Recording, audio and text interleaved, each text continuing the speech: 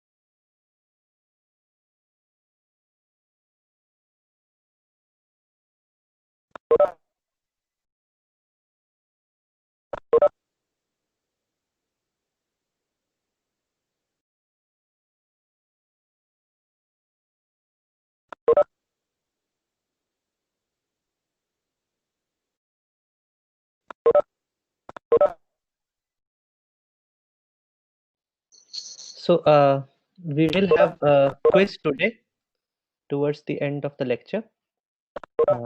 So that is a 6-minute quiz. So basically, we will have to stop at 1:09 p.m. so that we can have a 6-minute quiz. Okay, towards the end.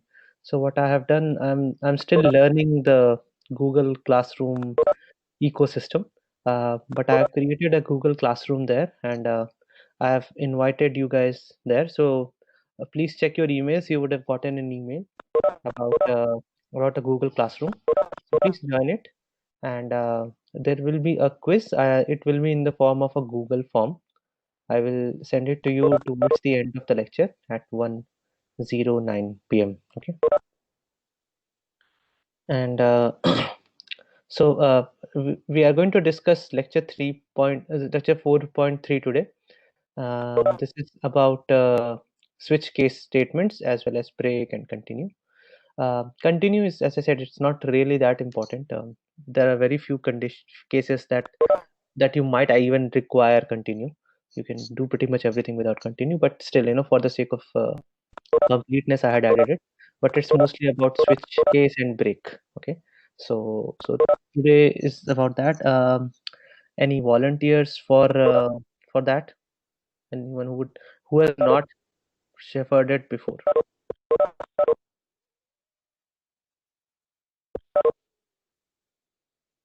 Okay.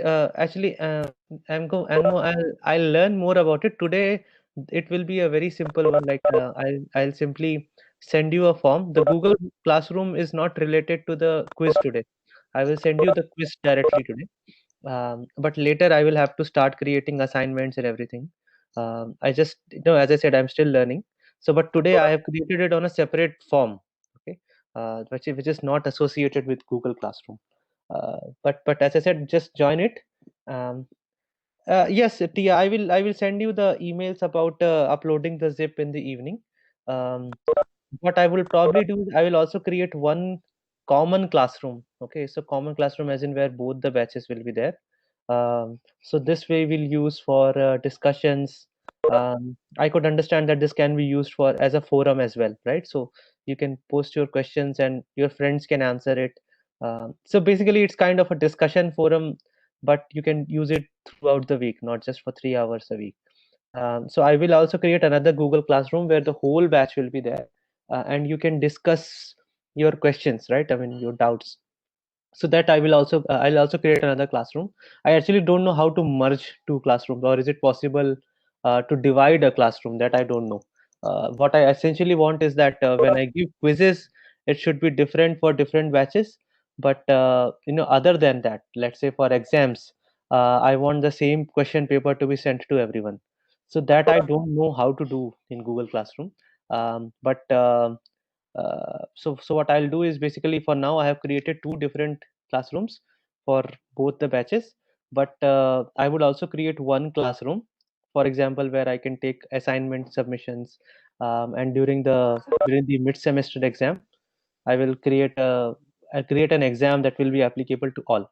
So I will probably create third one. If any one of you know if there is a way to like split class into two, and where I can like give a different paper to one and another paper to another, if that is possible, if someone is doing it already, then please do tell me. Otherwise, um, yeah, that is the point. That is the easiest solution that I have found till now. That there will be two classrooms for, where there will be a combined classroom where I will create assignments and where I will upload the mid-semester question paper. And then for quizzes, right? Because quizzes will be different for the two different batches. So there will be a separate classroom like this where so the classroom that you have attended is basically for your batch. I created another classroom for the CS AI plus batch. So anyhow, so that is the idea, that I will create one more classroom where you will have to upload your assignments. Okay, so I'll create an assignment in that classroom, and then I will send you guys an email. That the deadline is up to 9 p.m. today. So keep your submissions ready. I will find out a time and send you the details. Anyhow, so Sir, uh, sir, we have to do both lab questions, sir. yeah, the questions that I have sent you. So because it is kind of a take home assignment, you have to do both. Okay, so and you have to create just one zip file. In the question paper, because it was prepared for two different batches. You might see two different zip files, but you have to create just one zip file and put both the C files in that. Okay, so it's like this. Um, okay. So we will have a quiz which will start at 1:09 p.m. and it will be a 6-minute quiz. So till then we have time. We have to discuss some questions. Let us start with the shepherds first. Are there any volunteers? Those who have not done it before.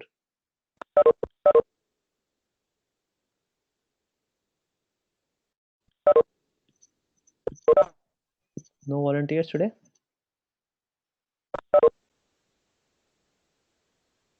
So in that case, I will dot C file only, right? I mean, what will be a dot txt file? It's a dot C file, the program where you write the C file where you have. Tia, have you been a shepherd before?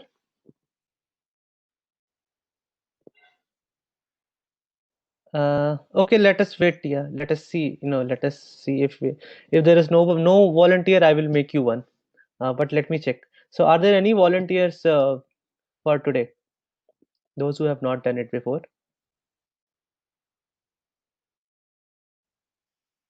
Okay, so Tia, you are one. I will mark it in my sheet. Haha, okay, Manish. Uh, yeah. Let me just see like how many do I get. Then in that case, what I'll do is Manish and Tia are two. Millie, have you been a shepherd before? So Millie is one for sure. Um, actually, yes, Yashwardhan, you can always volunteer. I know, but let me check for others. Lisha, have you been a? have you been Shepherd before? Okay, so Lisha could be one. Rohan Nagar and Palak Goel. Have you been Shepherds before? Rohan Nagar and uh,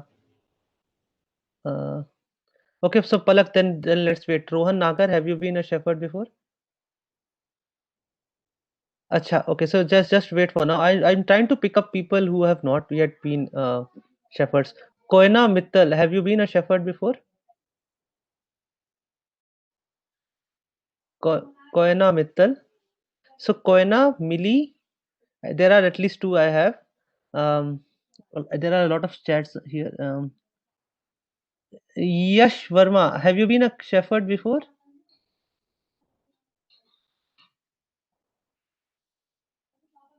Yash Verma. Acha, so then wait. Ayush Kumar, can you have you been a shepherd before? Acha, okay, so I only have Millie and Lisha, right, till now. Uh, Anyone else? Okay, so then Tia and Manish could be one. Two more. I'll just pick one randomly.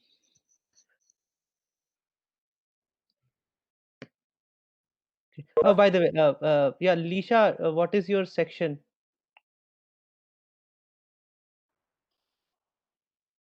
IT. Okay. Lisha.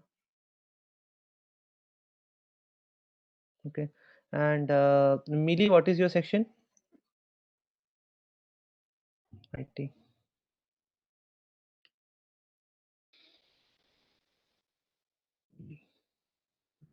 Uh, Tia, IT. Okay. Tia. Where is Tia? Yes, here it is. And Manish IT. Okay, so let me add you guys first, and then I will pick one. Okay. Uh, Gaurav Singh, have you been a shepherd before? Okay, so Gaurav,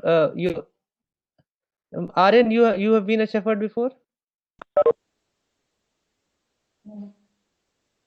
So then wait, Aryan. Gaurav, what is your section? Sir, sir, IT. IT.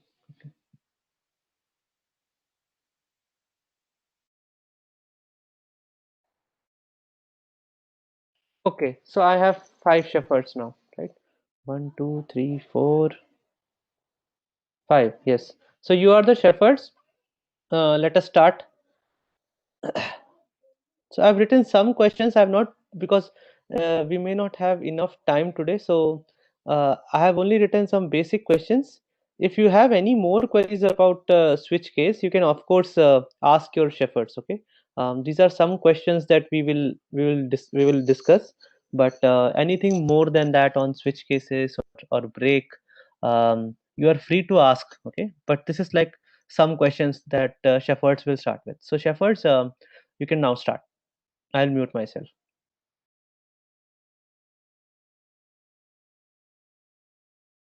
Hello, am I audible? Yes. Yeah. So starting with the first question, under what conditions can we not use a switch case, but we can still use an if-else ladder? So uh, uh, we use if-else when there is one variable or two variable, whatever. But whenever there is only one variable containing different values at the same time, that time we for efficiently working with it, replace if-else with switch case. Is anyone having doubt?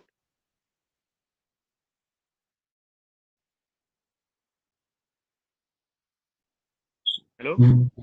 The question is, can we not use a switch case, sir? Like you are telling the examples where we can use it. Oh, so whenever there is more than one variable, there we cannot use switch case. We have to go with if else ladder only. So Okay. it is written that where we can't use switch case, but we still use if else. So switch case is generally used for long if else programs, and it makes it more time efficient. So if they are not, if the program is not so long and we don't have to use much if else, like we have to only use two, three, or we have less variables, then we should go for if else and not switch case. Anyone wants to add something? I don't think I completed it.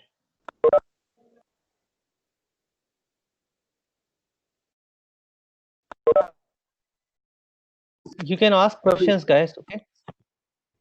I would like to add one more point also. Whenever there is only one variable taking many different values at the same time, so instead of using else if many times, we can just put that value in the switch condition initially only, and then go ahead with the different cases, and that would be more convenient as compared to if else later.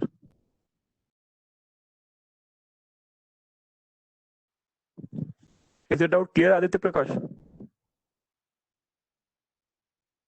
Yep.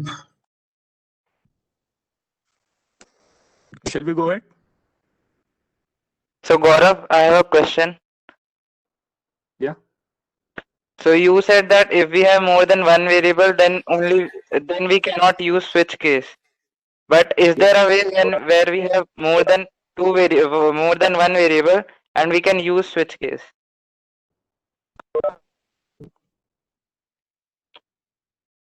I don't think so, because inside the switch only one variable can be there, I guess.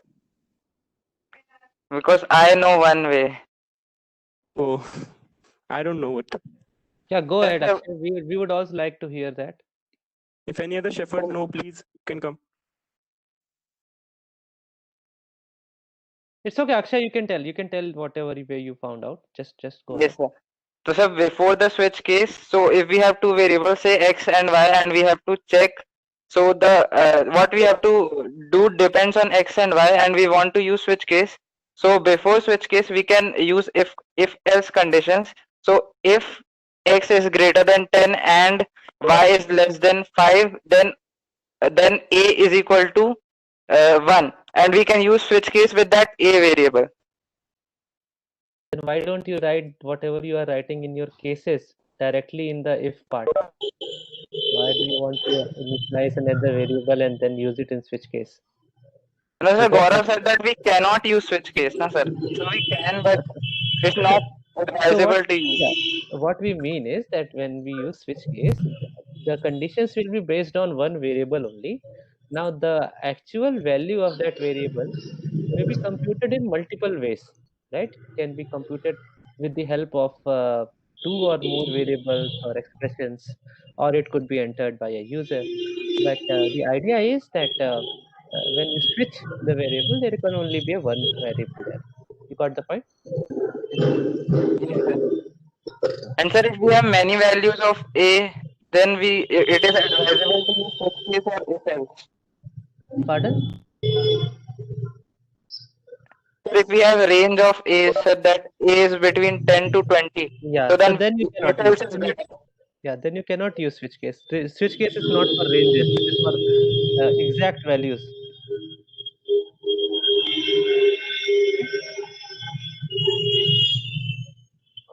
Whose mic is on?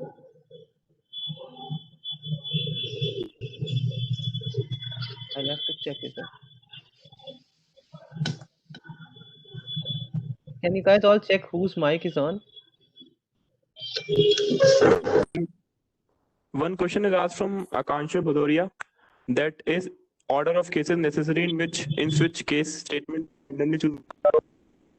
Answer to this is that order of cases is necessary, because once if in switch case some case, then it ends particular case statement, but also flow whole switch lying in below case statement. So that's why it is necessary to either write it in order or use break in every case statement.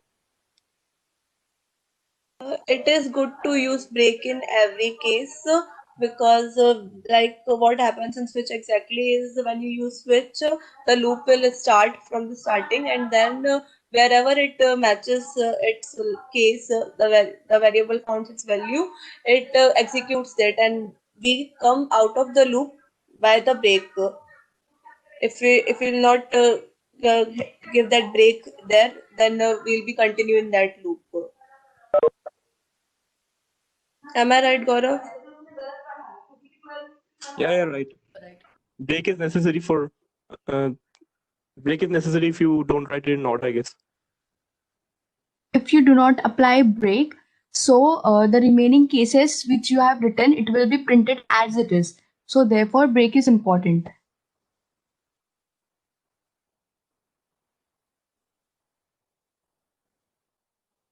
There are some questions. For example, Yash has a question that should be answered, and then there is a question by, where is it that? So the question is that can we use an expression? So by Ankit, can we use an expression in the switch part? This is another question that you should answer. And okay, just answer these two first. So for Yash's question was, why can't we use float in switch? That is first question that you should try to answer. And the second is this expression thing. Why can we use an expression in switch case?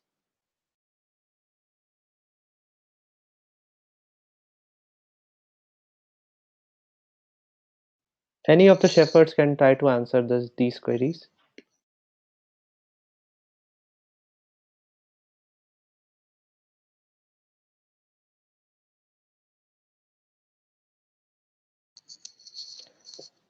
Okay, so let me answer this one, I guess. Then Angmo, please. This is really difficult to read, whatever it is. But let me answer the question from Yash. I guess none of the shepherds want to answer it. So Yash, the major problem why we don't use these floating type variables in switch cases is, and it's actually that it's basically whenever you do any kind of equality comparison on floating type variables.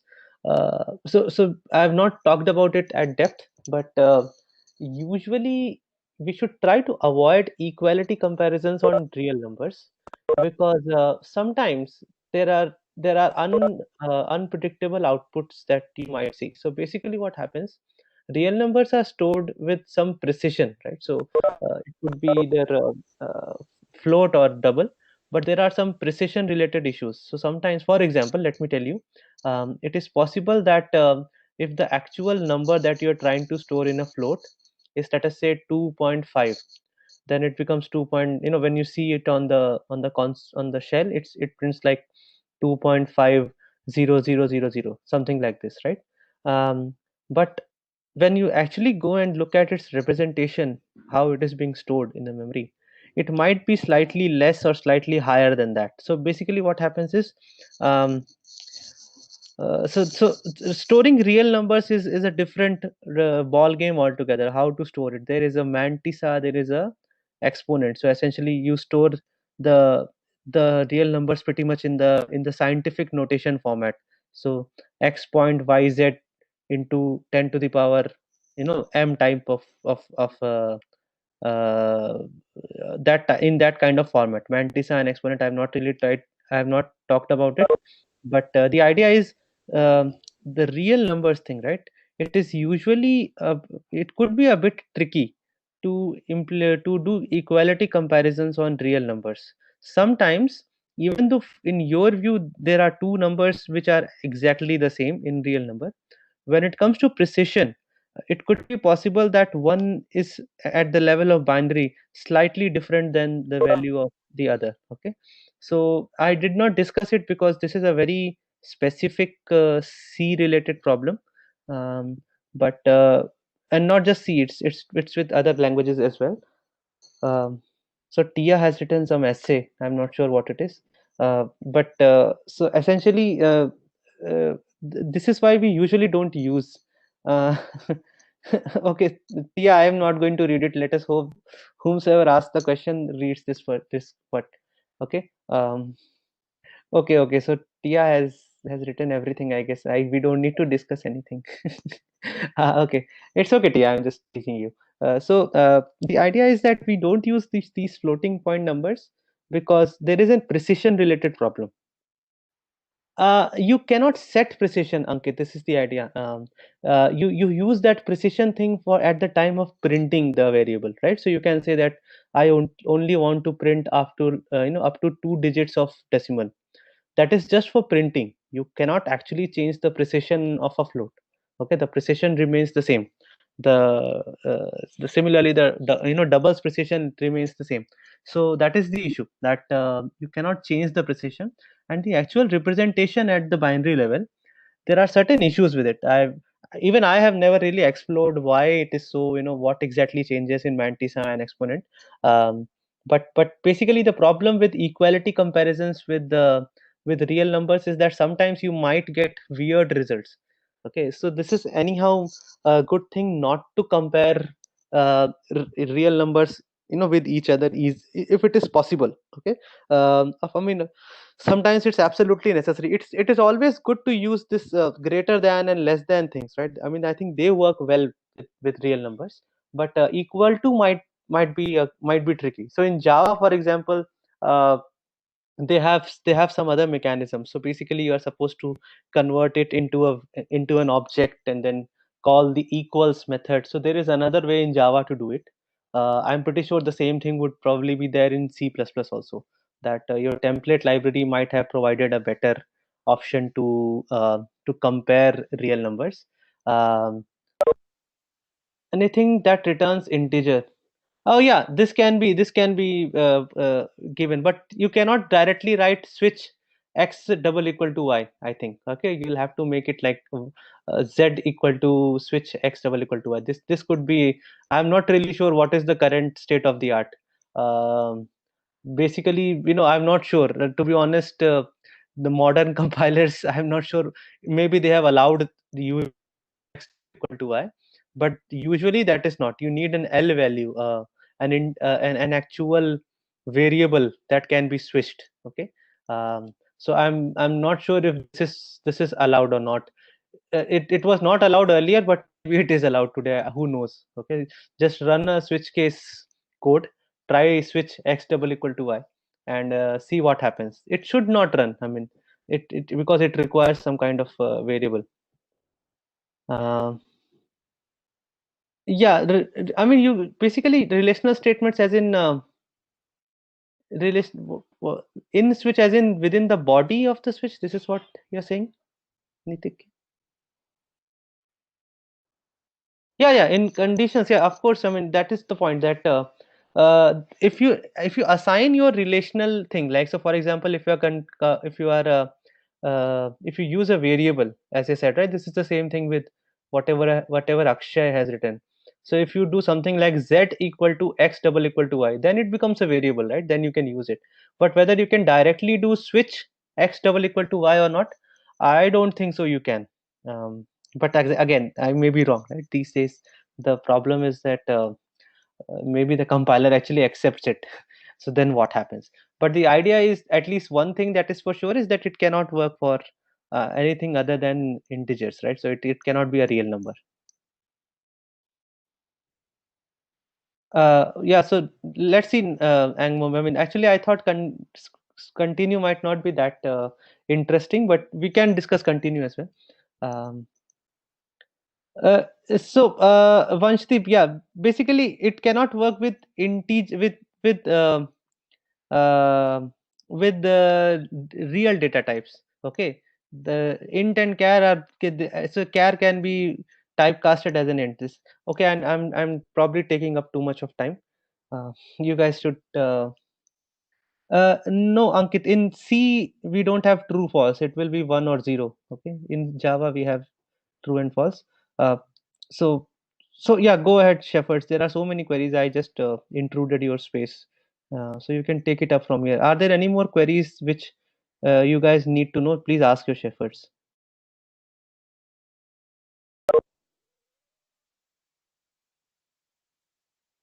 So, any question before the second question? We don't have bold data type in C. We do have Vanshdeep.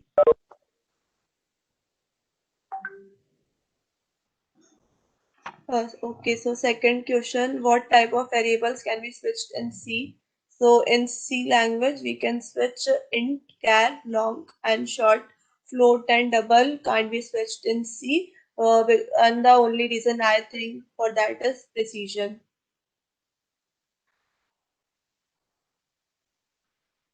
Any query, guys? I think Namgyal asked a query about discussing continue. So I would like to answer it by saying that continue is not used in switch case statements. Break and on break is used because of the flow of case statements. Because once one case statement gets followed, it gets followed all the present case statements getting followed. That's why in order all those below all those case statements present below the one in which it in order to avoid all those things, we need to break the statement in every case.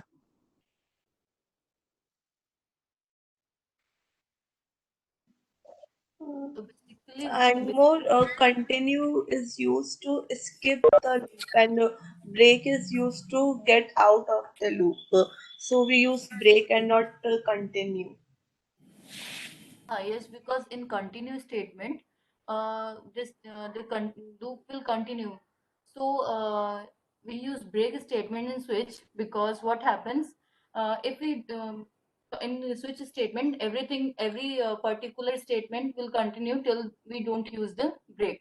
So what's the need of to use continue statement? There is no need to use continue in switch, but instead of that, we can use break statement if we want to come out from one particular statement.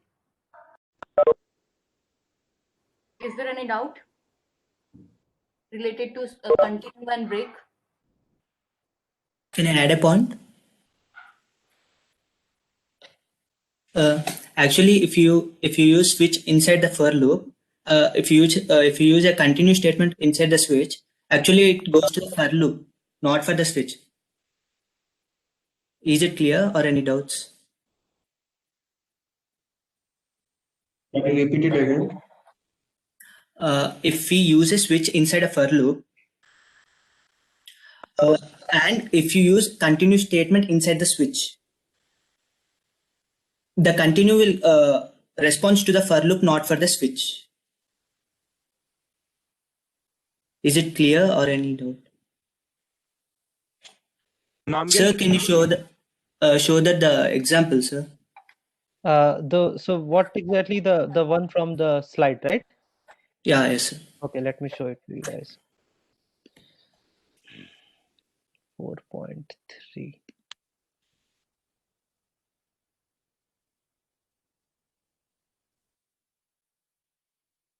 Continue. Want it for continue, right, guys? Yes, sir. For inside a switch That's inside a for loop.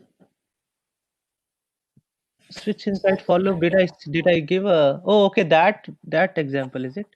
Okay, Yeah, okay. yes. I have a example in the slide where. You have given switch statement example, I think. Yeah, so. switch within switch. I have an example in the slide. If within if, for within for. For continue, I wrote a different example. It was not a. I really didn't think that continue will require that much of. But I'll share this screen. Let's see if this is helpful. Share application window. This one. So this is an example for continue. I'm not sure like how can you explain it? Yeah, okay, I will explain it. Actually, continue statements break the statement there and it goes to starting of the loop. Okay, is it clear? Yes. Yeah, okay. If you use a for loop and a switch and a continue statement, the continue statement will take the statement to the starting of the for loop, not to the starting of the switch.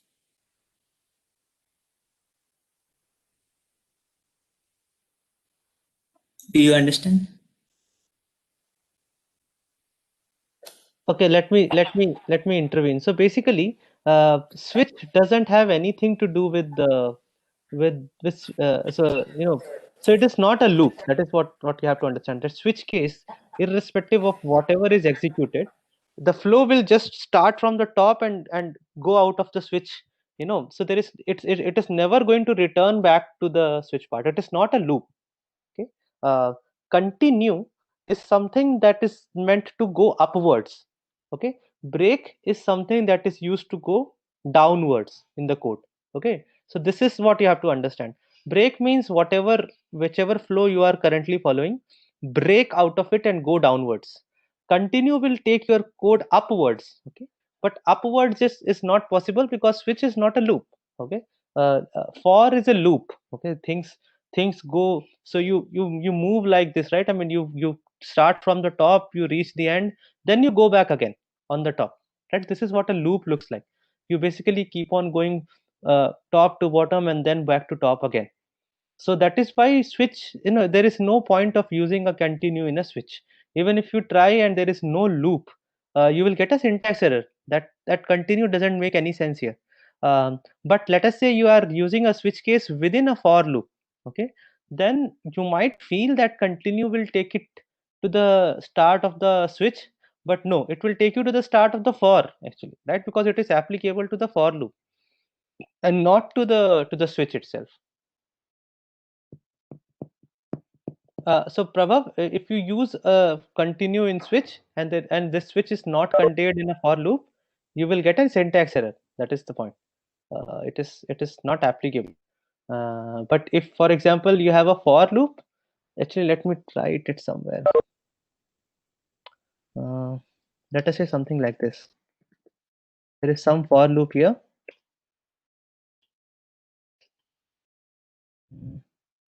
Something is written here. Then you have a switch here. Sir, if we use continue in a for loop, will it act as a while loop? No, it's not like that. So basically, continue with what it will do is simply, um, whenever continue is encountered, it is treated as the last statement of your loop's body. Just assume it like this, right? So what will happen after the last statement of the body is executed? Your next iteration starts, right? So whenever continue is encountered, whatever is written below continue, that is ignored for that iteration, of your for loop. It doesn't matter which loop it is, for, while, do while. It could be any loop, right? The point is, whenever continue is encountered, it is assumed that this was the last statement of the loop's body, and then you go back again. So whatever happens in the loop, so if it is a do while loop, as soon as you see continue, basically the control jumps to the while condition. It checks, should the while, should we again execute the loop or not. And then if it is, then you go back to the top again. If it is if something like that, if it is a for loop, then it will go and update the update expression will be executed, then the condition will be checked. So basically what happens is, it basically assumes that continue means that this iteration of the loop has ended. Okay, now do whatever you are supposed to do for the next iteration. This is what continue means, right? And as you might realize that this is not something that you will require often, right? I mean, you can always do stuff that where you do not require continue at all. But this is why I wrote in the slides that this is kind of a forced example, what I have written. It is just to show you that how continue works. But otherwise, you usually do not require continue. That's the idea. Okay, so there has been a lot of chat in the meanwhile. I don't know what has gone in. If you guys have any queries, please unmute and ask the shepherds.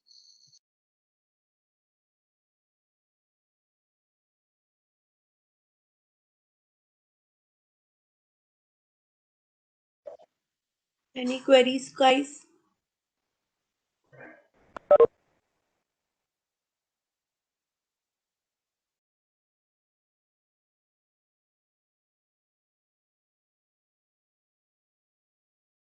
It will break the case. Akshay.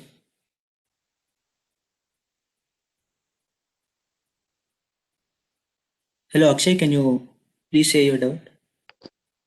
Yes, sir. I was asking that if like we write case 1 and then provide the braces. So and then we write break. So it will break the case or it will break the whole loop switch case. It will break out of your switch. Okay. So sir, no significance of the braces. Braces, as I said, right? Essentially, switch code is just one code block, right? I mean, that is why I think I used the term section. I didn't use the word code block. It looks like a code block, okay? Not it, but it is not really a code block, okay? They are basically just part of one single code block, and this is why the code falls through, the control falls through, right? Because it is not it is not a separate code block at all, okay? There are just so what these cases are, they are basically labels in your code, okay? And that is why once you reach a particular label and the execution starts, the labels below doesn't matter unless you put a break, right? Is it clear? Like, do you understand? I mean, we didn't discuss labels at depth, but in the motivation to loops, and I think in the motivation to conditionals also, I showed you these go-to statements, right?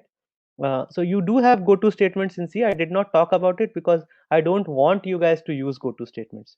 Go-to statements are usually, troublesome. They have a lot of problems. So I don't want you guys to use go-to statements, but cases are essentially labels, okay? So when you do a break, by the way, you go out of the complete switch, okay? There is no way you can just break out of one particular case. You'll break out of the whole switch. Sorry, did it answer your question? Okay. Yeah, sorry, Shepherds, please take over. Is the use of break is clear to everyone? I can make it more clear if it's not.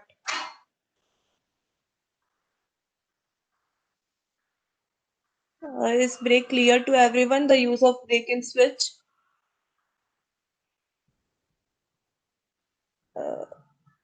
Only Yashvardhan. Okay, guys. I think then we can move to the next question. Yeah. And I think that the question was that is it necessary to use default in default? So the answer is it is not necessary to use default, but it is useful to use it because when no case in switch is satisfied or not matched, then automatically it execute the default statement. And if it is not there, then switch statement is terminated. So it is not necessary, but it is useful to use the default statement. Default statement exists at the end of all the program, and if any case within uppercase is not satisfied, so the condition goes to default statement. Yes, but We can write. Okay. but we can also use the default statement in the beginning also. It is not necessary to use at the end of the whole loop, and we can use anywhere in the loop. It is not necessary to use at the end of the loop. And it is also not necessary to use it, but it will be useful because when the condition doesn't match, it automatically reaches the default statement and then it gets terminated. Sorry to interrupt you, Millie, but I guess using default is important and it's a must in switch case. And also, it should appear at the end of the switch, like the whole code. It should appear at the when we are done with our cases, then we should add the default case. So I mean, let me just come in. It is not necessary, but it is a good practice to use default. Let us just leave it at this point, okay? To add to this, I would like to say that default can also be used in the middle of the switch case statement. Not on it. It's not necessarily added in the end of the program only. And whenever it is added in the middle of the program, then we use break for sure.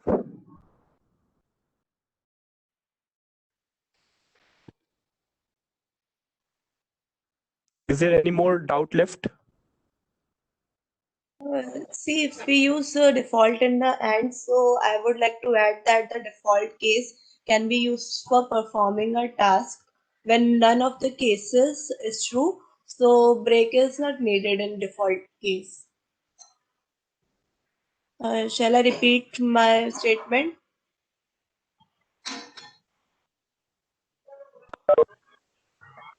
So essentially, not just default, basically whatever cases you are writing, even if you're not using default, the last case doesn't require a break because your control will anyhow flow out of it because it is falling from the top and going down, right? So in the last case, you don't really need to put the default, to put the break, right?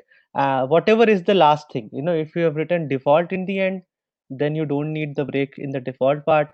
If you have written some other case and you have not written default, whatever it is, basically the last case, the last section in your switch case it doesn't require break because you will anyhow come out of break anyhow. So this is the idea.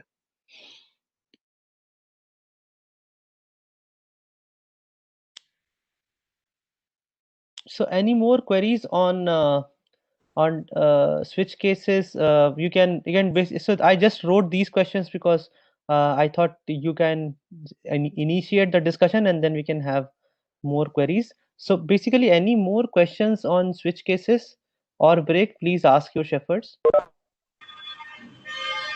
Sir, can we use continue statement in switch case? It does. I mean, that is what we were discussing, right? Let me actually write that example so that it becomes easier. Okay. So I'm writing it here. If you have something like this,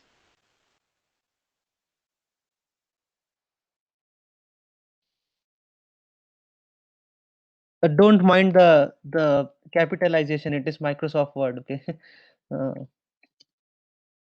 It's not really capitalization, whatever you write here. And if you do a continue here, okay, this will result in a syntax error. Okay, this will not compile. But if you put it inside a for or a while or some other loop, and let us say this is just ending here and this for loop ends here.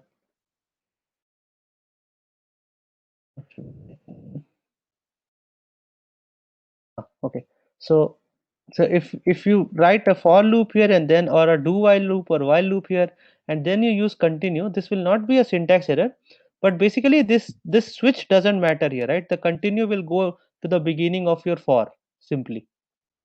Okay, so continues are not applicable on switch cases. That is what we discussed there, because switch cases are not loops. Okay, they are simply fall through statements. Your code starts executing from the top and it exits from the bottom. Continue takes your code backwards, right? I mean on the top of your code. And because switch case is not a construct that requires looping, it doesn't apply to switch cases. But if you put a switch case inside a loop and then use a continue statement, basically it will apply to the immediate loop. Okay, is it clear now? Who asked it? Nimesh, Yes, is sir. it? Yeah. So Yes. otherwise, yes, switch continue doesn't make any sense with switch. It can only make sense with respect to a loop. So if your switch is within a loop, then it becomes the continue for the loop. If it is outside a loop, you will get a syntax error.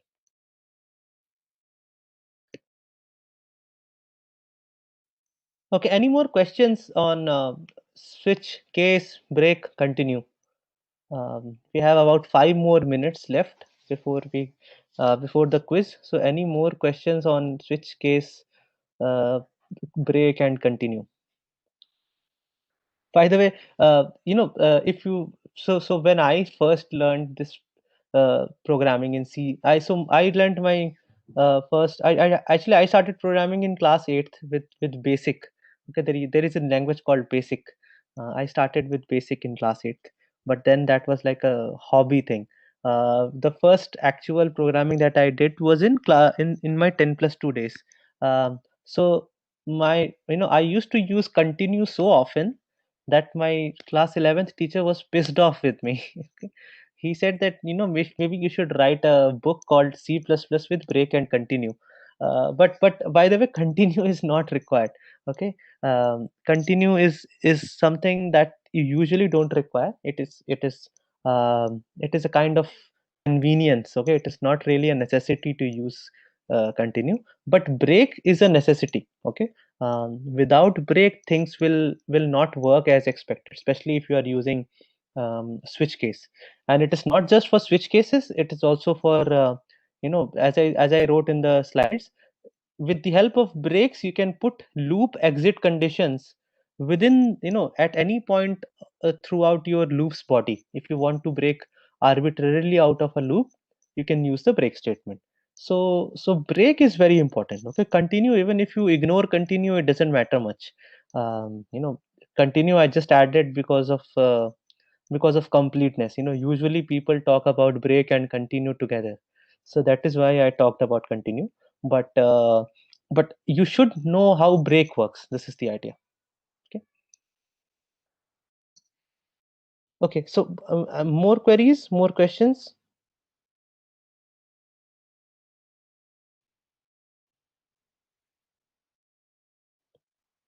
Okay, then so what we'll do is, if you have no queries, we'll just start the quiz that early, and we'll end up early as well. So what is your opinion? Shall we start with the quiz then? Yes, Akshay. I mean, I didn't know that this kind of thing I should tell. I thought you guys may have already taken up quizzes and filled up forms on Google. Um, so yeah, I was a bit taken aback when in the previous batch some students said that they did not understand that a question can have multiple answers. I thought check boxes and radio boxes, you guys understand the difference between the two. But yeah, here it is possible. Okay, so basically, in a radio box is essentially round in shape. Okay, so this means that only one of the options can be selected. A checkbox is like multiple things, right? You can either tick or untick it. Okay, so all are true, or none can be true as well. I'm not sure. Yeah, none can be true as well. This is also a possibility in checkboxes. So uh, so so this is something that you have to understand. Okay, don't I'm sorry, I should have been more clear with the previous batch, guys. But this is the idea. It is possible that multiple answers are correct. Okay, so I'm going to send the quiz to you over email. Please do tell me if you receive the email, otherwise I will simply forward the mail to you, just like I did with attendance, right? So I'm going to send it to you now. IT. So I'm sending the quiz, and if you don't get it, if actually, if even one of you get it, I'll understand that you are getting the mails. Otherwise, I will forward the mail from my I'll just send you the link. So here it goes. Anyone can simply tell me that you have received the email. Sir, I received, sir. Received, sir. Got it, sir. Yes, sir. Okay, so then start. I will switch off the responses in 6 to 7 minutes. So start. All the best. Sir, do you have partial marks in checkboxes? Just do the quiz first. Okay, we'll discuss marks later. Do the quiz first.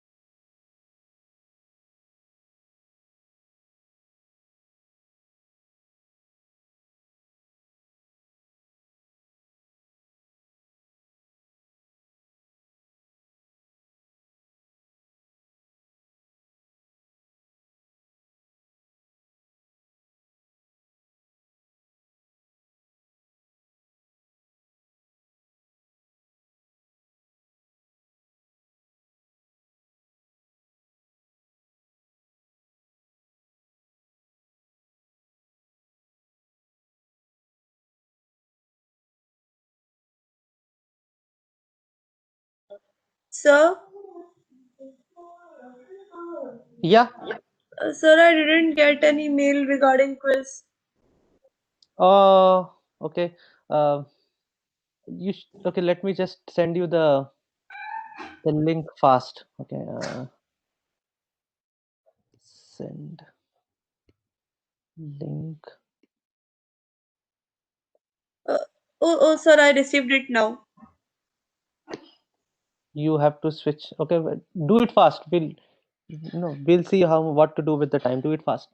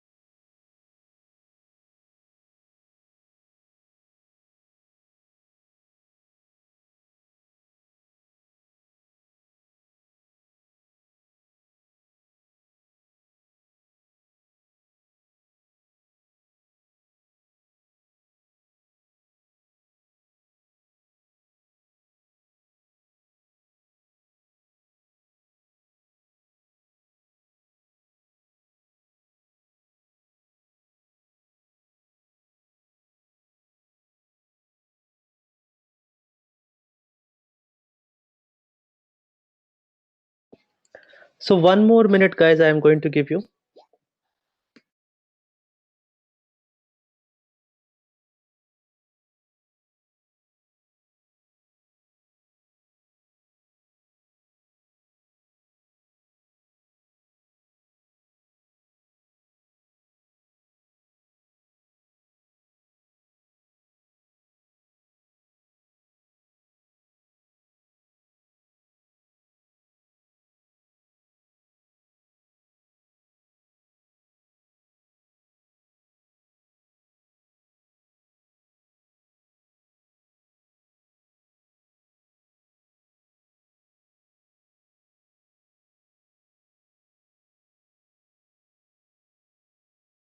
Sir last question का language में थोड़ा contradictory लग रहा है। पूछ रहा है which of the following is not a valid C code fragment और फिर ब्रैकेट्स में लिखा है there will be no syntax error. तो नो सिंटेक्स एरर मतलब तो वैलिड हो गया ना। एक जगह पूछ रहा है validated Oh not. yeah, sorry. No means it means valid. This means कि syntax error आगे नहीं आ रहा है तो valid है, syntax error आ रहा है तो valid नहीं है. This is what it means. हाँ, लेकिन मेन क्वेश्चन में तो इसने लिखा है कि नॉट अ वैलिड Okay. और दोनों कॉन्ट्रडिक्ट कर रहे हैं दूसरे को।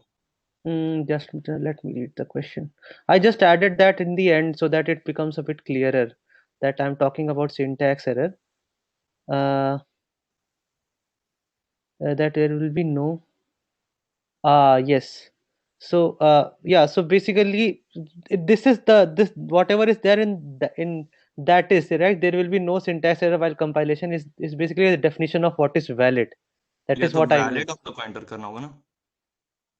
So means the question is which of the following is not a valid C code fragment, and I should have written it like this: the valid means there will be no syntax error while compilation.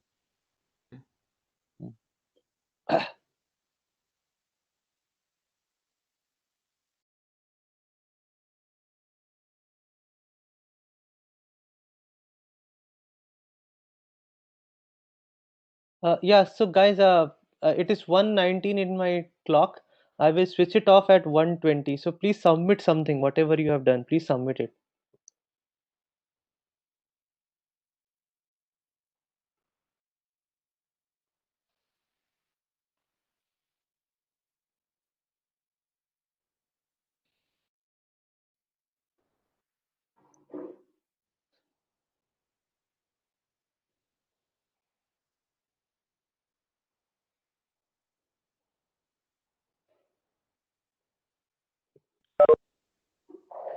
Yes, if you have not yet submitted it, please click on the submit button now, right? And that is what I'm trying to say.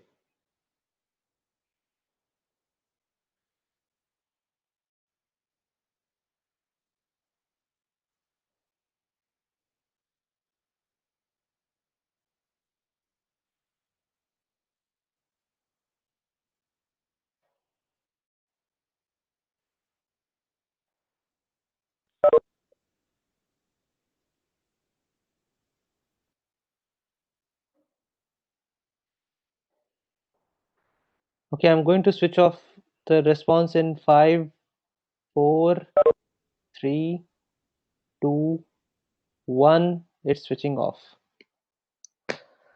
Okay. Yes. So one of the thing is right. I mean, so what I wanted to write in that bracket was basically I just wanted to explain to you. So because some of you might get confused about what exactly is valid. So valid basically means this is a common thing that valid means something that will not give you a syntax error is valid. Okay. It whether it is a good practice or not, that is not the case. But valid basically means something that can be written and compiled. Okay. So yeah, that might have been confusing. So sorry about that. The idea was And that I sir, was trying. Sir, Yeah, go ahead. sir, can I ask something about the answers? Go ahead. Go ahead. Sir, in question number 4, sir, what it is saying that the correct answer is option number 3, sir. It has, sir, no curly Yeah. braces. Yeah. So basically, with do while we discussed it in the class, I think that with do while the braces are necessary. For other loops, if you have a single statement, braces are not necessary. Sir, but it will provide syntax error, and here in question it is written that there will be no syntax error while So compiling. this is what, right? So that is what I'm trying to tell you. The what is there in the in that is. So that is basically what, and this is a definition of what valid is, right? Valid is something that doesn't produce syntax error. How can something invalid not produce syntax error? This is the point. I'm not sure why it was confusing, but maybe I should have used a different set of words. Okay, I should have written the definition of valid is that it doesn't produce syntax error. But that is the idea, that what does valid mean? What did you assume with valid? That is the question. Did you assume valid means something that can produce syntax error? That is the idea. Sir, I have assumed that valid will run the code without any syntax error. Yeah, so that is exactly what it says, that valid means it will not produce a syntax error. And this is not even a Sir, question of sir, wait. but the correct answer is do printf, then there is some he and semicolon, then while one. So, sir, Yeah. it will produce So it syntax will error. produce a syntax error, or there will be an infinite loop. No. So that is what I'm saying. That basically the term legal, that is what I tried to provide. Now I realize I should not have given that is at all. That I just added in the end, so that you guys don't get confused about what exactly means is legal, right? The idea is Sir, go ahead. Sir, infinite loop is legal, na? Yes, infinite loop is legal. It will not give you any problems, right? In fact, sometimes we do write infinite loops. You have to understand this, right? For example, if you are writing, So the third case will give error or infinite loop, sir. it is a syntax error. Third case is a syntax error. It will not compile because with do while braces are necessary. That is the idea. We discussed it in the class that do while you need braces. Without braces, you cannot you cannot write a do while. With for and while, if you have a single statement, braces are optional. But with do while, it is not optional. But sir, in that you had asked about no syntax error. So see, anyhow, let me tell you, I anyhow do not plan to use these quiz marks because in the first batch there was some basic misunderstanding about radio boxes and check boxes. So I'm not going to use the marks of this quiz anyhow. But the idea that you should understand is that valid means something that will not give syntax error. Okay, so that at least in the mid-semester exams you don't. Ankit, did you do that? I mean, without braces, it is running. This is weird because this is not a part of the standard C. Standard C mandates you to put. See, this is the problem, right? Okay, let me also check it. I'll also write a do while loop without a braces, and I'll see what happens. Okay. But anyhow, basically this was more of a, I did not say this because otherwise you guys would not have taken it seriously, but this was more of a run up to your mid semester exam. So this is the kind of questions you are going to get there. I will check, Ankit, don't worry. So I'm not really going to consider these marks. Go ahead. So why in second question, second option is invalid, sir? I mean, sir, Just it is what was data this? and arguments are integer, so it will automatically typecast. No. That is what it will not typecast. The right hand side of your equal to sign is all integer. Integer divided by an integer. It doesn't matter what you are assigning it to. Okay, it will be an integer. That is the issue. Data type, no? It's okay. Even though the data type is float, the result of I upon j will be just 2.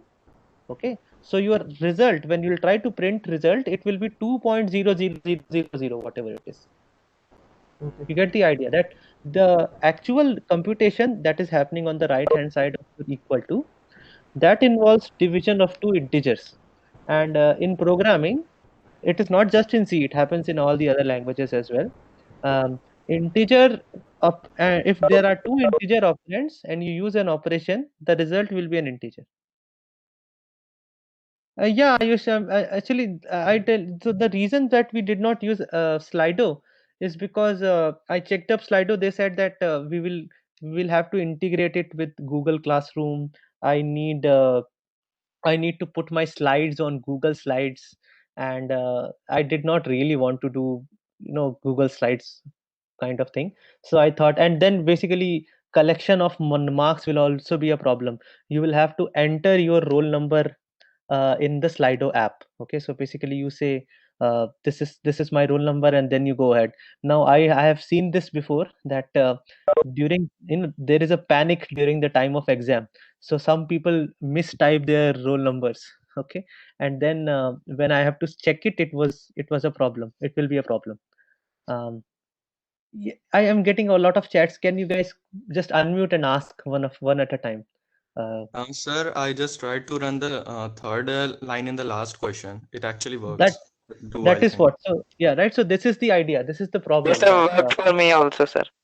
That is what. So this is something that even I can tell you that this is the part of the standard C. In the standard C, do while cannot run without braces.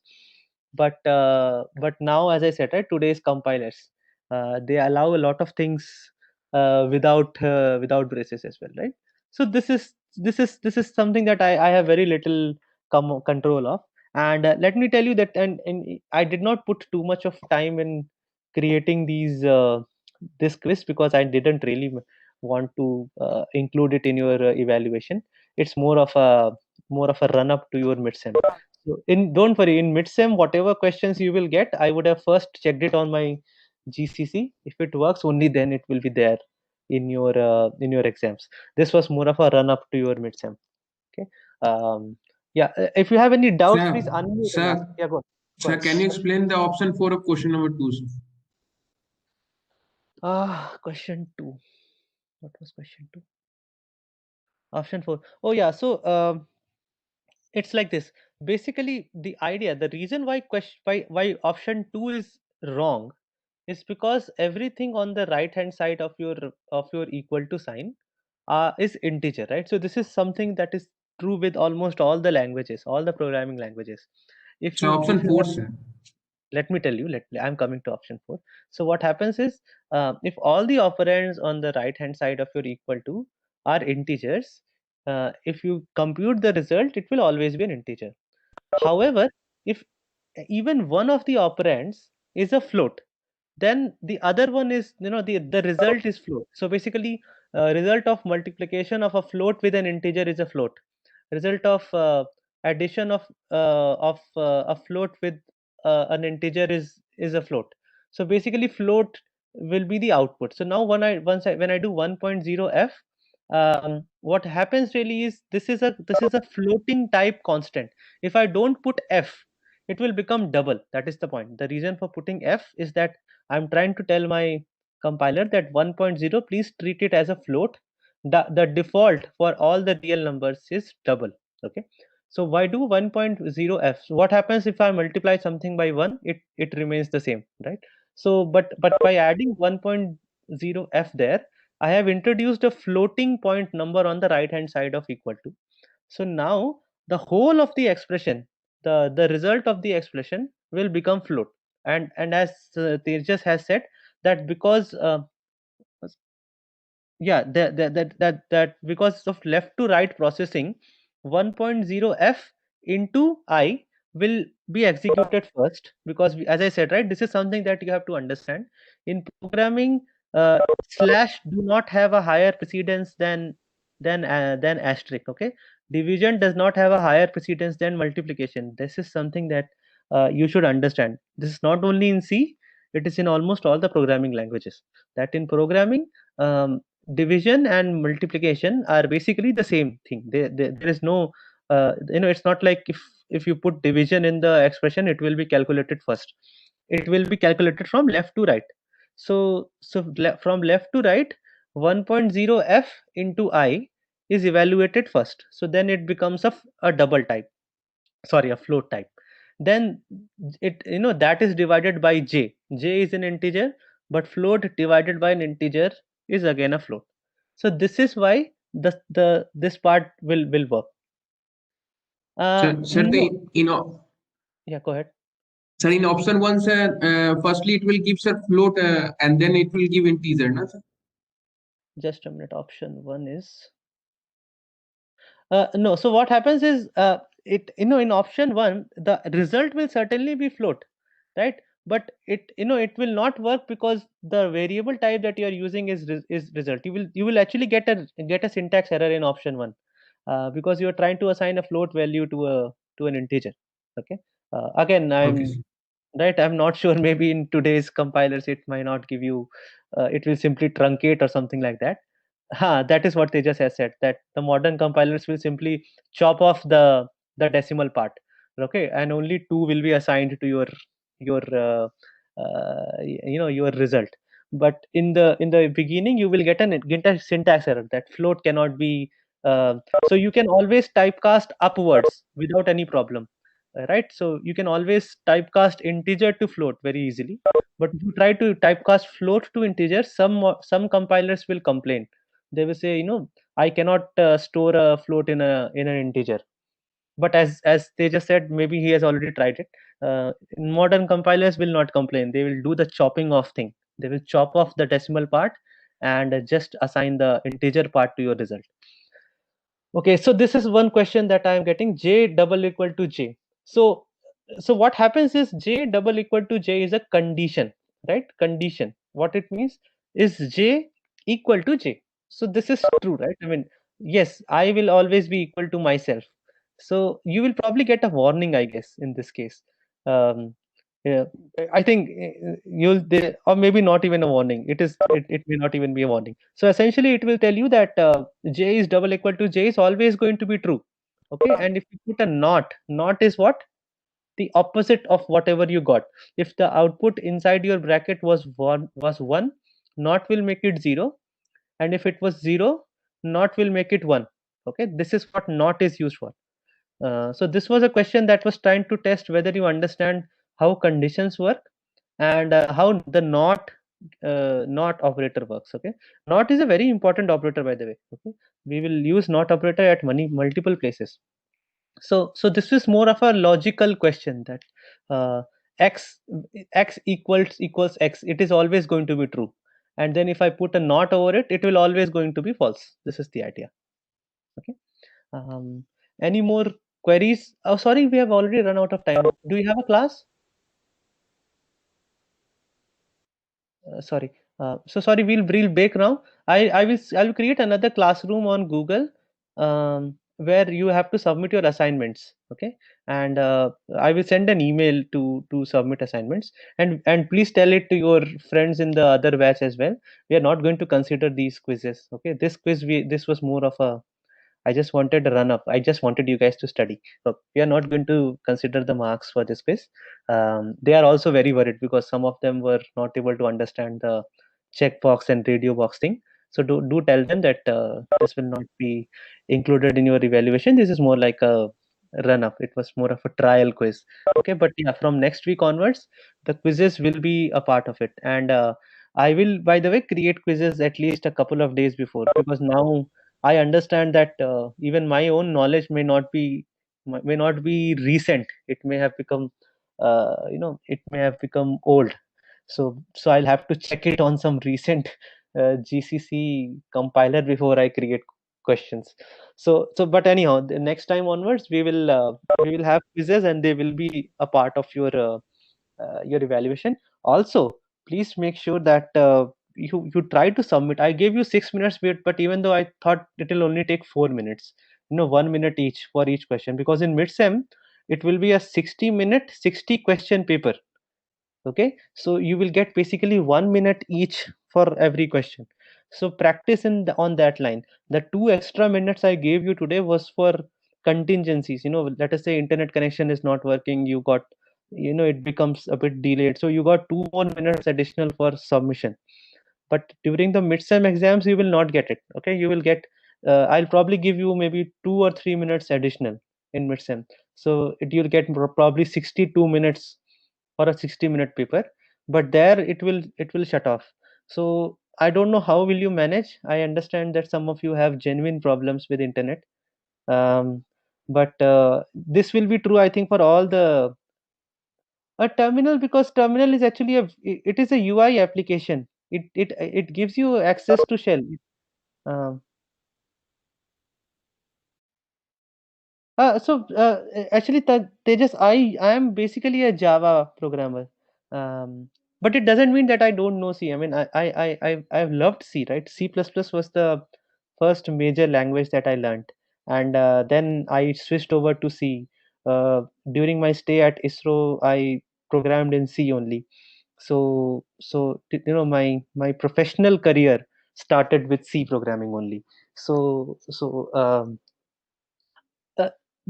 yes, Shaban, I am, I am trying my best to come up with. So basically, what I'm trying is I'm trying to get some questions from from my home institute.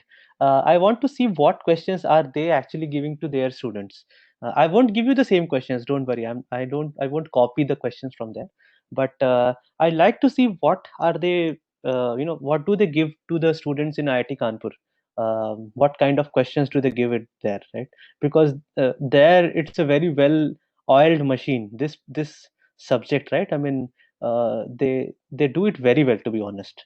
I have seen their fashion, the way they run this particular course. So I want some help from my friends, my fellow PhD students, especially my PhD juniors. I have asked them to find out what kind of questions do they give to the students, and then I will try to make a practice set for you after seeing those questions, because maybe that will be much better. Because when I make a practice question, sometimes either it's too easy or it's too difficult, right? Because it's difficult to think like you. But the people there who've been teaching this course for so many years, they probably understand the students. They understand what kind of questions should be given in a practice set. So Mohammed, I'll do it. Okay? I know this is a pending task on my end, but I will do it. So yeah, so basically the idea is in the mid-semester exam, please be more agile. That is the question, right? You have to understand that even if you are getting 60 minutes, don't wait till the last moment. There might be certain problems with your internet connection. I will probably give you 2 to 3 minutes extra for submission, but sometimes even 2 to 3 minutes might not be enough. So be agile, be very try to go to a relative's house which has a broadband or something like that. I'm just coming up with certain things, because you will have this problem in all the exams. Okay, during exams you need a stable internet connection, relatively stable. There is nothing stable. I have a broadband, but in the end semester exams of BTech third semester last time, the broadband went away at, like, so the paper was supposed to start at 12. The broadband connection got disconnected at 11:59.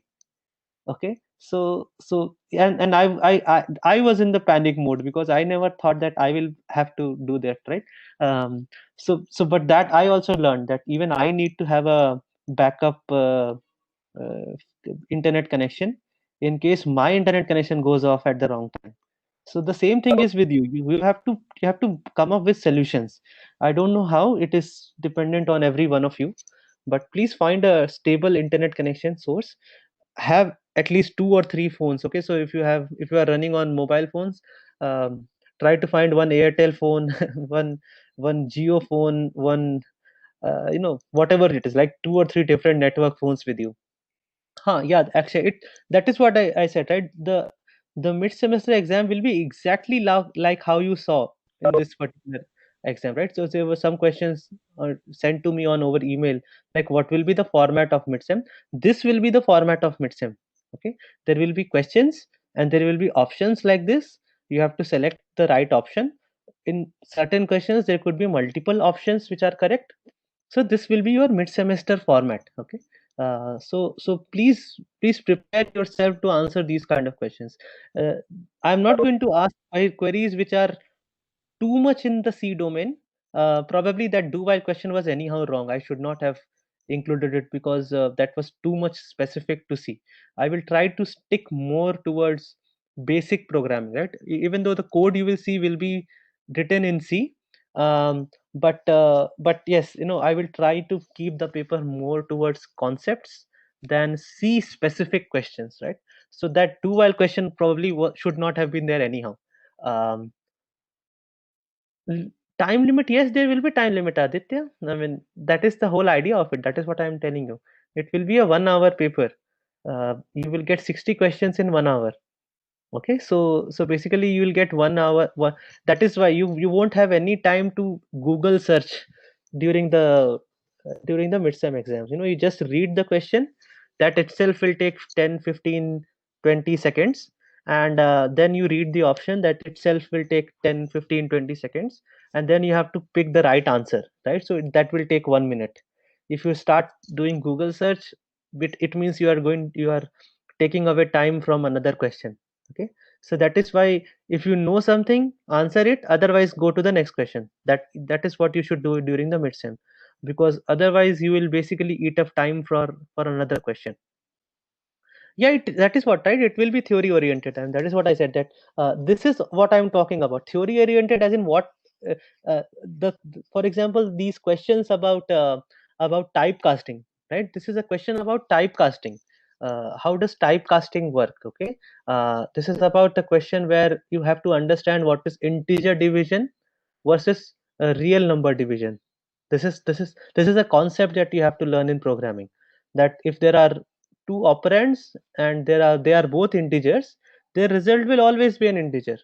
This is not just specific to C, it will happen in other languages as well. Okay, so you have to learn how to use typecasting to get the right answers. This is a concept. Okay, it is not specific to C, it is a concept. Typecasting is a concept. Similarly, that do while loop wala question is probably a wrong question, to be honest. I just added it in the end, and so I just goofed up everything. But mostly your questions will be about concepts. The code you will see will be certainly written in C, because we are only studying C syntax. But they will actually attack a particular concept. If you don't know that concept, you won't be able to answer it. This is the idea. Okay. So please pass on this information to your friends in the other batch. They probably would be very worried. Please say sorry from my side. I didn't want to tease them. The idea was to just give you a simple trailer of what is going to come in your midsem. Okay, so, and we will have one more quiz next week, and that quiz will be evaluated. Okay, so that will be your second practice for mid-semester exams. So try to do that well, and with quizzes it will always be up to the lecture n-1. So if we are doing lecture n today, it will contain concepts up to lecture n-1. So quizzes are not week wise, they are basically quizzes. Okay, they'll check your understanding till that particular day. Okay, so excluding that day. Okay, so don't ever ask me about what will be the syllabus. Syllabus is everything. Quiz will always be about everything that you have studied. So please inform your friends also. Do tell them we are not taking up the marks for this, and do ask them that if they also would like to have a discussion on the answers, if they have not understood any particular answers, because for you did not have a class, so I could continue. For them, they had a class, so I had to break. So if they also do not understand certain questions, please, in fact, let us start using Google Classroom better. I'm a newbie on Google Classroom. You guys have more experience than me. What I will do is I will create another classroom on Google today, where I will put both the batches together. This classrooms will be meant for quizzes. I will put one common classroom for assignment submission and your discussions. Okay, so create your forums and discuss problems there. This is what I would like to see. Okay, and thank you guys. We'll meet on Monday now, right? Yeah. So thank you guys. Bye. Yeah, So Dhruv, what about the assignment today? Dhruv, I will create the deadline is till 9 p.m.